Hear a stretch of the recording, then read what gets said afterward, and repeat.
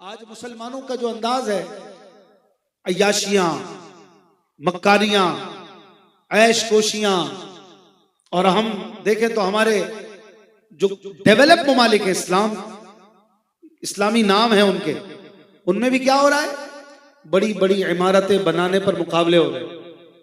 उन्हीं के बगल में फलस्तीन में छोटे छोटे बच्चे सिसक रहे हैं, बिलक रहे हैं, इनके कानों पे जूं तक नहीं रेंगती।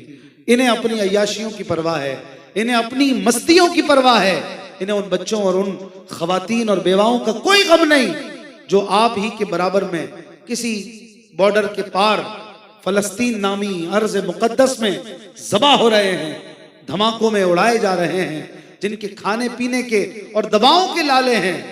हाय अफसोस, ये कैसा दिन देख रहे हैं हम, कैसी रातें गुजार रहे हैं हम कुछ कर तो नहीं सकते, हम तो आवाम हैं, लेकिन जो हुक्मरान है उनके लिए तो जो मामलात हैं वो जानते हैं कि उनके लिए क्या क्या चीजें प्रायोरिटी पर होनी चाहिए। अल्लाह ताला उन्हें भी हिदायत अता करे। उलमा का काम है जबान से करें, अवाम में शऊर बेदार करें, उन जालिम यहूदियों की नफरत दिलों में डालें, और अवाम का काम है दिल से बुरा जाना। ये तीन स्टेप हैं जो हदीस में बयान हुए, या तो हाथ से रोको, या जबान से रोको, या दिल में बुरा जाना। हाथ वाले तो हुक्मरान है, हमारे हाथ में तो कोई बटन नहीं है। उलमा के पास जबान है, वो अपना काम मेहराब मिंबर से कर रहे हैं माशाअल्लाह, और अवाम रही ये दिल में बुरा जाने, और ऐसा बुरा जाने कि हर तरह का बाइकॉट हो, हर तरह की नफरत का इजहार हो इन बदबख्तों और जालिमों से, कि हम सिर्फ चंद मसनूआत का बाइकॉट ना करें, उनके अंदाज का, उनकी किरदार का, उनके बनाए हुए फिल्में ड्रामों का, और उनके जो कल्चर है उसका भी बाइकॉट करें ना। ये क्या कि हम सिर्फ खाने पीने की दो चार चीजें उसका बाइकॉट हो, और बाकी चेहरा किसके जैसा, उन्हीं के जैसा। रसूलुल्लाह सल्लल्लाहु अलैहि वसल्लम ने क्या फरमाया, वो जो आशूरा के रोजों के हवाले से आपको याद होगा, भाई 10 मुहर्रम को सिर्फ हम रोजा नहीं रखेंगे, हम 11 या 9 का मिला लेंगे। क्यों? यहूदियों की मुशाबहत ना करो। यहूदी 10 को रोजा रखते थे, आज भी रखते हैं।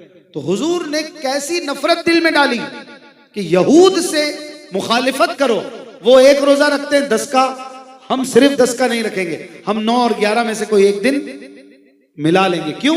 ताकि हमारे 2 हो जाए। ये मुशाबहत इतनी भी नहीं होने दी। फरमाया मूछे पस्त करो, दाढ़ियां बढ़ाओ, और यहूदियों की मुशाबहत ना रखो। बताइए कितने मुसलमान हैं जिन्होंने बाइकॉट के नाम पर, इनकी मुशाबहत से बचने के नाम पर दाढ़ी की नियत की? कोई मिला है आपको अभी तक? तो क्या सिर्फ ये कैन और टीन और डब्बे और ये 2-4 चीजें छोड़ना बाइकॉट? अमली बाइकॉट नहीं करेंगे हम? अल्लाह के रसूल ने फरमाया मुसलमान और काफिर में फर्क नमाज है। क्या है? नमाज। क्या नमाज के जरिए ये फर्क नहीं साबित करेंगे? उम्मत मुस्लिमा आज तय कर ले कि कल की फजर की नमाज सारी उम्मत पढ़ेगी, कोई मर्द कोई औरत नमाज नहीं छोड़ेगा। क्योंकि भाई नमाज हम में और इन जालिमों में फर्क है, तो हम तो भाई अलग है। बाइकॉट, नमाज कजा करने का बाइकॉट कोई भी नहीं करता, किसी को नहीं पड़ी। वही मस्जिदें खाली की खाली, रमजान के बाद जो हालत है हमारे सामने। हमें उनका कल्चर अच्छा लगे, उनके अंदाज अच्छे लगे। वो कैसे शादियां करते हैं? नाच के, गा के, ढोल बजा के, शराबें पी के। हम भी ऐसे ही करेंगे, हमारी शादियां भी ऐसी होंगी। हाँ भाई, हमारी शादियों में शराब आम हो रही है कि नहीं? नाच हो रहा है कि नहीं? गाने हो रहे हैं कि नहीं? बताइए। वो बेपर्दा शादियां करते हैं, हम भी बेपर्दा करेंगे। वो मुजरे करवाते हैं, हम भी करवाएंगे। हम में और उनमें कोई फर्क नहीं होना चाहिए। उनका कल्चर बड़ा अच्छा है, लेकिन बाइकॉट है ये पीने की चीज का, 1-2 खाने की चीज का। ये तो सिर्फ दिखावा हुआ, मुनाफिकत हुई। असल बाइकॉट तो फिर प्रॉपर होना, मुकम्मल होना, अमली होना, जिसमें हर तरह से उनसे हम दूर हो जाए। तय कर ले ये उम्मत कि हम हर वो काम छोड़ देंगे जिससे अल्लाह और उसके रसूल ने मना किया। जो वो करते हैं हमें इजाजत नहीं, हम नहीं करेंगे। वो सूद खाते हैं, सूद को प्रोमोट करते हैं, लेकिन हमें मना है, हम नहीं करेंगे। ये देखें मुसलमान, ये क्या कहते हैं, सूद के बगैर गुजारा ही नहीं। सूद छोड़ देंगे तो आलमी मंडी में खड़े नहीं रह सकेंगे। क्या ये बात अल्लाह रसूल को नहीं पता थी, फिर भी मना कर दिया? यकीनन मालूम। सूद ले लेके तो ये हालत हुई है पाकिस्तान की। ये पाकिस्तान के हालात आज थोड़ी खराब हुए हैं, और हमारा पैदा होने वाला एक बच्चा ये भी लाखों का मकरूज होता है, ये यूं ही थोड़ी होता है।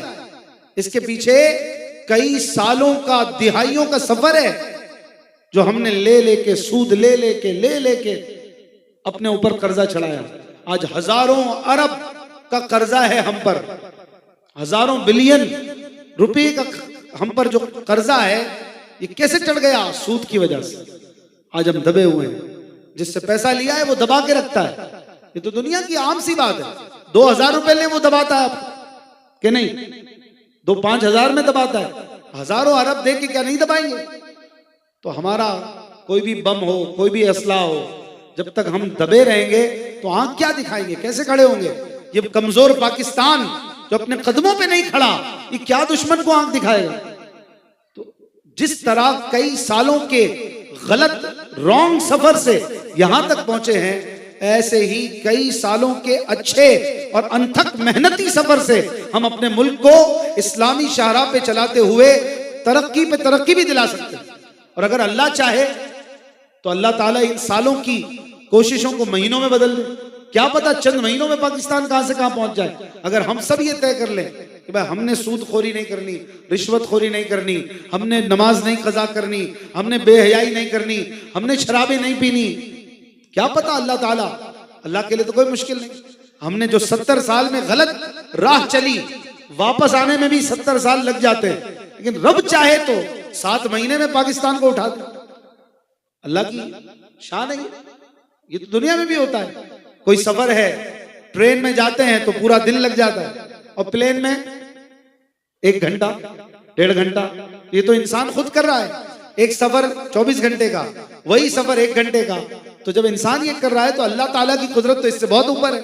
हमने जो गलत सफर 70 सालों में किया, अल्लाह चाहे अगर हमारी नीयतें साफ हो जाएं और हम नेक बनने की तरफ आ जाएं, तो कोई बात नहीं कि 2-4 महीने, 6 महीने, साल में अल्लाह हमें कहां से कहां पहुंचा। तो असल नीयत की बात है। बचपन से एक बात सुनते हैं ना कि नीयत साफ मंजिल आसान। तो वो मंजिल आसान करनी है ना, तो अपनी नीयतें साफ कर, अपने दिलों को साफ कर लें, अपने कामों को